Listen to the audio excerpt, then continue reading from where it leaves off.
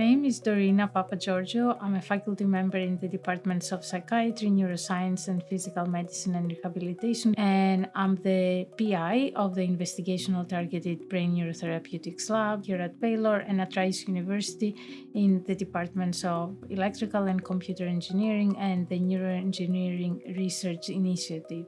Also here at Baylor, I'm a research faculty member at the Dan Duncan Comprehensive Cancer Center. My first SOAR student was Anthony Allam, who found out about the lab through the SOAR database, where I listed various projects available in the lab. He quickly became an integral part of the lab, especially because he took a research year off, a gap year for research, where he split his time between my lab and Dr. Seth's lab, as his goal is to prepare for neurosurgery residency.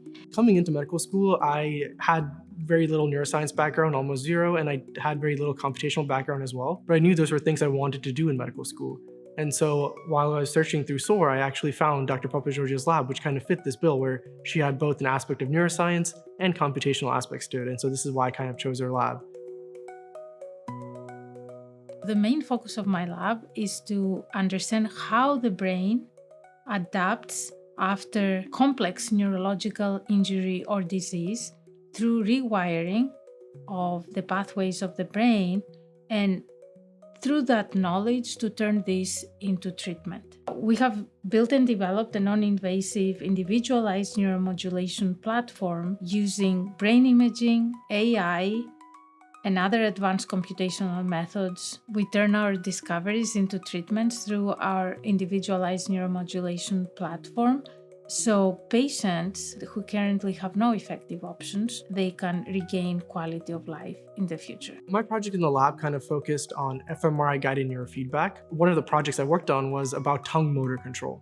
And so we wanted to improve the way patients use their tongue more efficiently and more effectively during different tasks. And so we asked them to move their tongue in one of 4 directions. And when they move their tongue, we showed them the brain activity in the regions that control that tongue motor regions, the tongue motor control. And then we asked them to help increase that activity either to thinking about the task differently or kind of moving their tongue differently.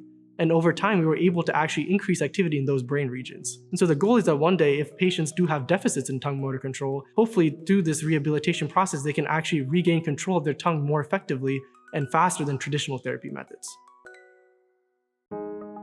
My role is to help them make the most out of the limited time they have by setting clear milestones, making sure projects are feasible, and making sure they can contribute meaningfully without feeling overwhelmed. It's a balancing act, but also very rewarding because they can accomplish a lot with the right structure and support. I'm a very hands-on PI. We meet weekly as a group, but I'm also available to meet individually with each student as needed throughout the week. The lab culture also is very collaborative.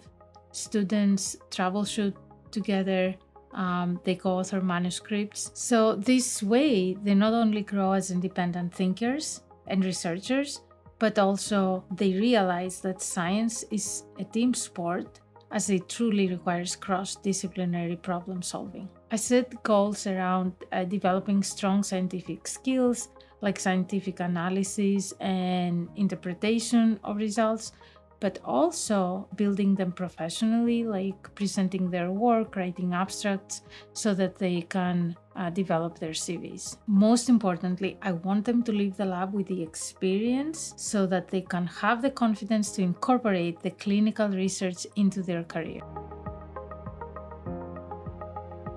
I think research itself is like a ton of roadblocks. I think that's the whole nature of research. You stumble upon something and then you kind of figure some way to get past it. And I think in this project as well, there was a ton of roadblocks on the way there. Every time we had a misstep, we had to figure out, oh, is this the right way? Do we have to change it up?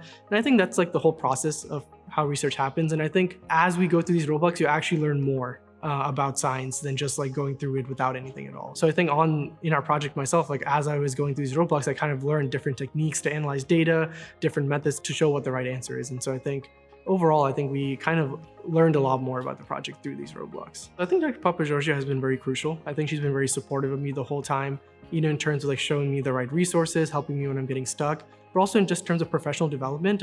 She would be the first one to tell me about a new conference or tell me about a poster presentation, and she would take the time to work with me like on developing the poster and developing the presentation that I needed, so I could get my name out there to present this research and then have this research like disseminated. So I think she really helped me along the whole process in terms of just getting it started to like really pushing me out there and helping me get like poster presentations and stuff like that.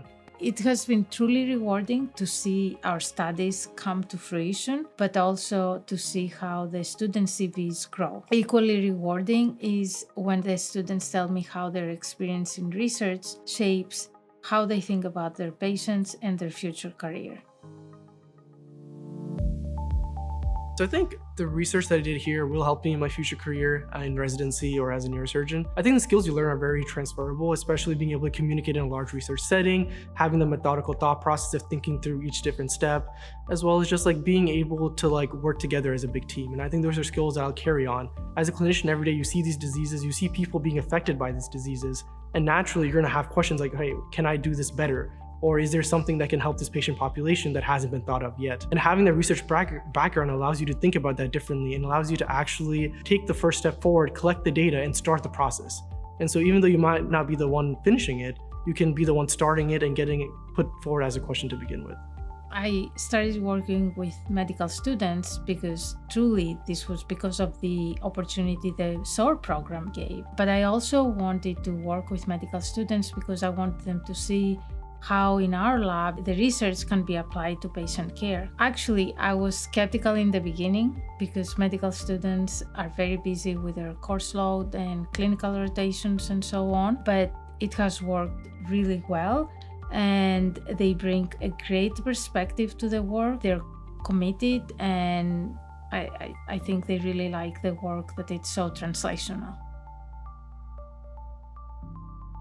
I think SOAR has been very crucial. I think without SOAR, I don't think I would have gotten involved as quickly and as effectively as I have right now. I think especially the first semester coming into medical school, there's a lot of things going on. You're having classes, you're dealing with a lot of other stuff, but having to find research is also a huge thing. SOAR really put that together in one place where I can look at all the professors who wanted students to help them and look at the type of research they were doing fairly quickly. SOAR has been truly amazing and it has been essential in connecting my lab with medical students. Without SOAR, it's really hard to find motivated students with the right skills that align for the type of work we do in the lab. Coming in, I was very naive, didn't know much about research. So I think being able to go through this whole process has taught me a lot about what research is, has taught me a lot about just neuroscience in general. And I think it's opened up opportunities for me to explore other avenues in this same field. As well as just I went to a lot of conferences, I got to meet a lot of great faculty across the nation. Just being able to talk with them about what was going on in the field was very eye-opening for me as well. Especially for MS1s getting started, it's an amazing resource just to get oriented. I think once you're later on in your career, you find mentors naturally through clinicals or through faculty. But I think early on it's very hard to do that just because you're in the classroom all the time. So I think it's very crucial, especially for MS1s, and I recommend it all the time.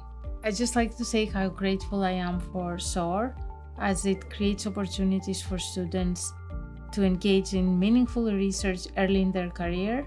I feel fortunate to work with medical students and play a small role in helping shape the next generation of physician scientists. And I look forward in welcoming more SOAR students in the lab.